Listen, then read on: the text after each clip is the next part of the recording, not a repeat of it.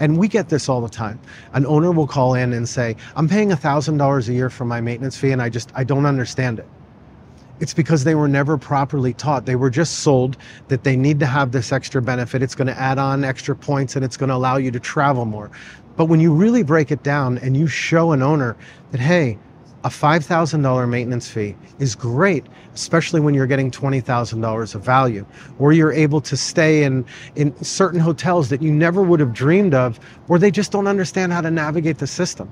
And I think that's the most important thing is that we want to do at VOA is we want to help owners be able to navigate the platform. We want to help developers have happy owner base. We want to make sure that they're more engaged with your product. If they're engaged with your product, they are 10 times more likely to be able to continue to pay your annual dues because someone pays something that they see value for. When they don't see value for something, whether it's $10 or whether it's $5,000, nobody wants to pay it.